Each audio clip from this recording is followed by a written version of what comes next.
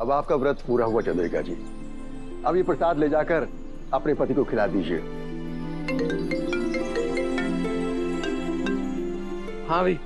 दादा दादा, ऑपरेशन सफल रहा, पापा साहब खतरे से बाहर है।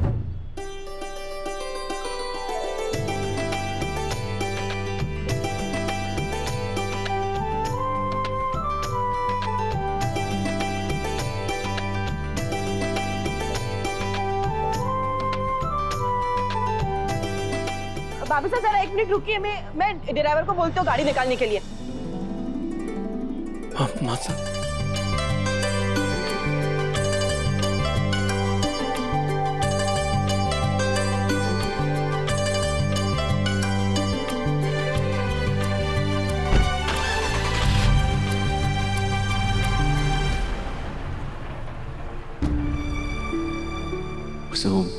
तुम मेरे परिवार के लिए कितना कुछ करती हो और बदले में तुम्हें मासा से प्यार की तो बोल भी नहीं मिली। आई एम सॉरी वसु, मैं वो पति नहीं बन सका जो तुम डिजर्व करती हो, लेकिन वो दिन जरूर आएगा जब मैं तुम्हें वो सब दूंगा जिसकी तुम हकदार हो।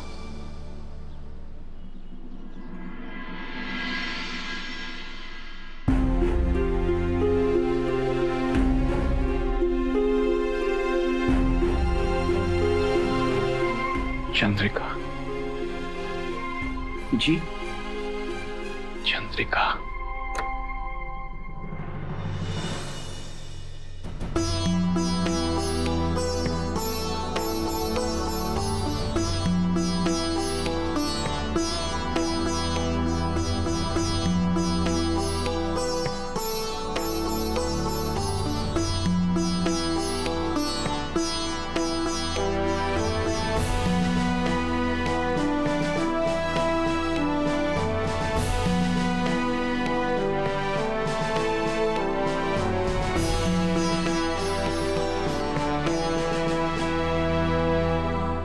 एक सत्यवान था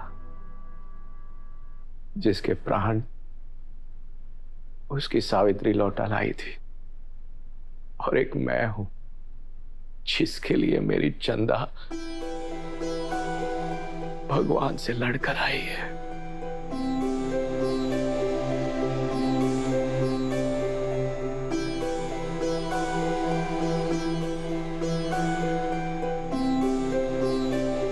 अभी जल्दी से डॉक्टर को बुलाओ और अपनी मासा के जख्मों पर दवाई और पट्टी बंधवाओ। नहीं नहीं, हम बाद में दवाई लगा लेंगे, अभी हमें सिर्फ आपके साथ रहना है। मैं भी तो तुम्हारे साथ के लिए ही लौटा हूं चंदा, वरना मेरी सवारी तो अप्सराओं को मिलने स्वर्ग के दरवाजे तक पहुंच गई थी। फिर अचानक मुझे तुम्हारी आवाज आई, सा, और मैं पलट कर वापस लौट आया। अभी वसु और देव कहाँ हैं? मैं अभी बुलाता हूँ पापा साहब।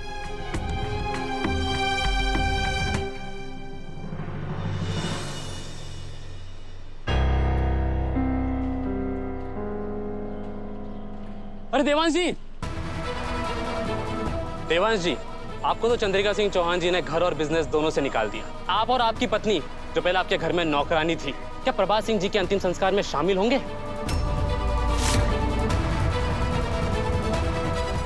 आप मीडिया वालों का काम है लोगों तक सच पहुंचाना, लेकिन आप क्या कर रहे हैं?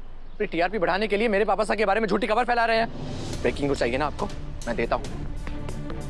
प्रभात सिंह चौहान मीडिया में मरा हुआ घोषित होने के बावजूद जिंदा है।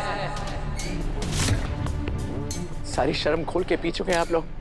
जिंदगी और मौत का मजाक बना दिया है। कोई पैदा हो तो माँ बाप से पहले आपको खबर चाहिए, कोई मरे तो यमराज से पहले आपको खबर चाहिए। रेस लगी हुई है कि सनसनी खबर कौन सबसे पहले पहुंचाएगा। अपनी न्यूज फैलाने के लिए आप जिनको मारते हैं ना, वो आपकी न्यूज की तरफ फेक नहीं, इंसान है जिनके इमोशंस है, फीलिंग्स हैं, और आपकी न्यूज से वो हर्ट होते हैं। आप प्लीज प्लीज हमें बख्श दीजिए। आप लोगों के दिल से इंसानियत खत्म हो गई है कि अगली बार झूठी खबर फैलाने से पहले सोच लीजिएगा कि किसी के घर पे क्या बीतेगी। जादूगर दादा, पापा साहब आप लोगों को अंदर बुला रहे हैं, जल्दी चलो आ जाओ।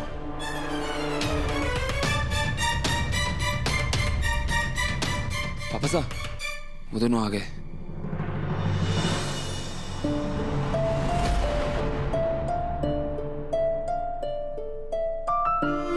मेरे पास आओ बच्चों।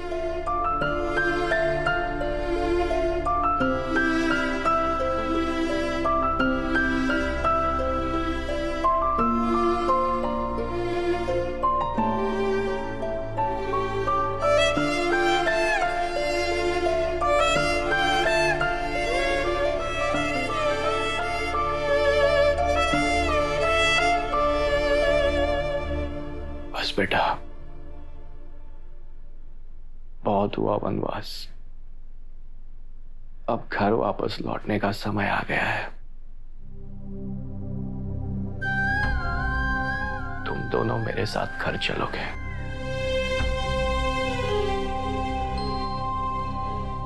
अपने घर चलोगी ना बहू?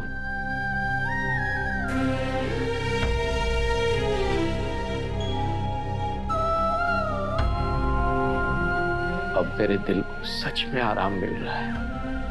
इतने इंतजार के बाद अब मेरा पूरा परिवार फिर से एक हो जाएगा।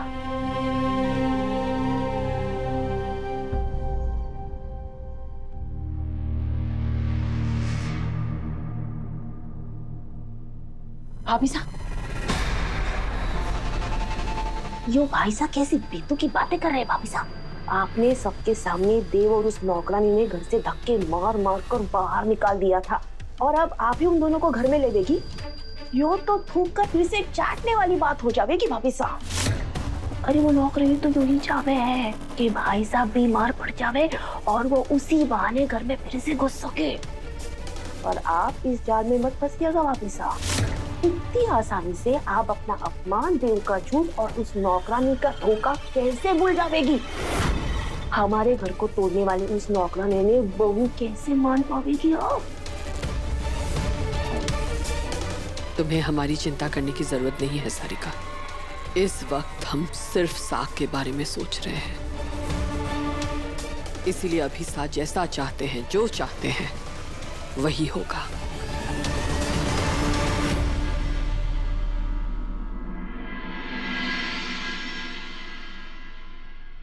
आप लोग थोड़ा बाहर जाएं। प्रभात जी को थोड़ा आराम करने दीजिए।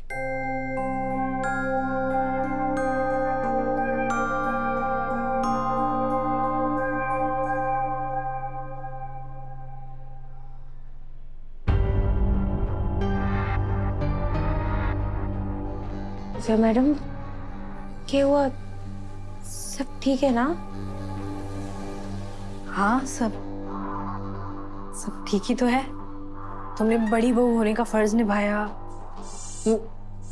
मुझे देखो ना, मैं तो व्रत छोड़ के बीच में आ गई थी, लेकिन तुम हो ना, तुमने सब संभाल लिया वसु। तुम्हारी वजह से व्रत पूरा हो गया। तुम बेस्ट बहू बन गई। कॉन्ग्रेचुलेशंस।